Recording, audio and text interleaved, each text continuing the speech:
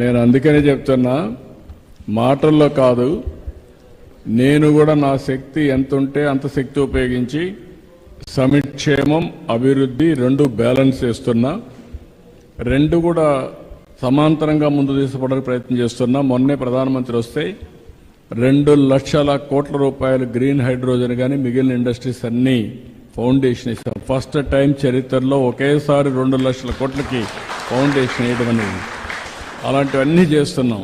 కానీ మీరు కూడా నాయకులు అనేవాళ్ళు ప్రజలతో మమేకం కావాలి, వాళ్ళకు మంచిగా ఉండాలి, వాళ్ళ సమస్యల పరిష్కారం చేయాలి. అట్లా కాకుండా మీరు కూడా తప్పులు చేస్తే మాత్రం ప్రజలు మనతో ఉండరు. ఇది అరుదైన అవకాశం. 175 సీట్లలో తెలుగుదేశం, జనసేన, బీజేపీ కలిస్తే 164 సీట్లు గెలిపించడం నా జీవితంలో ఎప్పుడు చూడలేదు. అంత నమ్మకం పెట్టుకున్నారు. నేను ఆ నమ్మకాన్ని ఇప్పుడు టెక్నాలజీ కూడా ఉపయోగించి మీరు చూస్తూ ఉంటారు. పెన్షన్ వచ్చిన రోజునే నేను మళ్ళా ఫోన్ చేసి అడుగుతున్నా, లేకపోతే ధాన్యం కొన్న రోజునే ఫోన్ చేసి అడుగుతున్నా. అదే సమయంలో అన్నా క్యాంటీన్లో భోజనం చేసే వాళ్ళకి ఫోన్ చేసి భోజనం ఎట్టుందో అని అడుగుతున్నా. ఆల్ బెనిఫిషరీస్ అందరిని అడుగుతున్నాం. రేపటి నుంచి ఇక్కడ హాస్పిటల్లో కూడా క్యూఆర్ కోడ్ పెడతాం. క్యూఆర్ కోడ్ పెడితే ఎవరైనా కంప్లైంట్ చేయాలంటే క్యూఆర్ కోడ్ కొట్టి మీ ఫోన్లో నుంచి మీరు మెసేజ్ పెడితే ఆటోమేటిక్ నాకు వస్తుంది.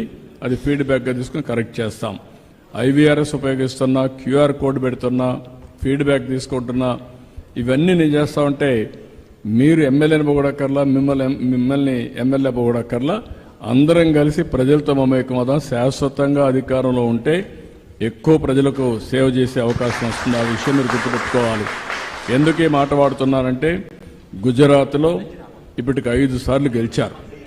నాట్ 1 or 2 times, 5 సార్లు గెలిచారు. ఒకటే పార్టీ 5 సార్లు గెలిచింది.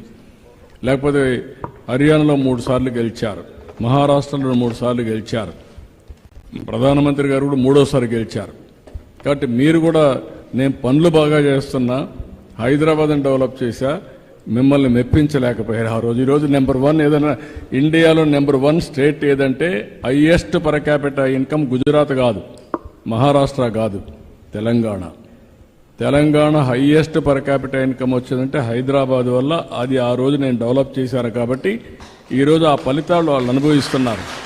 కానీ ఆ రోజు మీరు గుర్తుపెట్టుకొని ఉంటే ఈరోజు ఎక్కడికో తీసుకుపోయేవాళ్ళం తెలుగు జాతిని. ఇక్కడ నేను ఇచ్చిన చేయూతను తీసుకొని తెలుగు వాళ్ళు ప్రపంచం అంతా వెళ్ళిపోయి ఆ దేశంలో వాళ్ళకంటే డబల్ ఆదాయం సంపాదించేస్తున్నారు. మీరు నేను ముఖ్యమంత్రి అవుతానే మీరు కూడా ముఖ్యమంత్రులు అయిపోయినప్పుడు పెత్తనం చేస్తే మాత్రం ప్రజలంతా మనకు వ్యతిరేకం అయిపోతారు. బీ క్లియర్, అది రాకూడదు. నేను మిమ్మల్ని ఇప్పుడు కంట్రోల్ చేయాలి, మిమ్మల్ని ఫెసిలిటేట్ చేయాలి. పార్టీ కోసం పనిచేసినప్పుడు కూడా నేను క్లియర్గా ఉన్నా, ఇది పొలిటికల్ గవర్నెన్స్ అని. అందరికీ సహాయం చేసిన 3 పార్టీలకు వచ్చిన వాళ్ళు కూడా న్యాయంగా ఉంటే వాళ్ళకు కూడా సహాయం చేయాలి, చేసి డెవలప్ చేయాలి. అది కూడా చేద్దాం. కానీ మీరు కాంప్లసెన్సీ మాత్రం వద్దు. Be clear. Okay sir. Okay అందరూ ఓకే. ఓకేమ్మా, అయితే ఇంకా నాకు టైం తక్కువ. ఒక్క నిమిషం ఇచ్చేసి సార్, మా రంగంపేట పంచాయతీని డెవలప్మెంట్ కలిపినందుకు మా గ్రామం తరపున మేము కానీ మా పిల్లలంతా మీ జీవితాంతం మీకు రుణపడి ఉంటాం సార్. చాలా థ్యాంక్స్ సార్, ధన్యవాదాలు సార్. కానీ మా ఊర్లో మంచం మీదనే 1 3 పెన్షన్ లేకుండా ఉన్నారు సార్.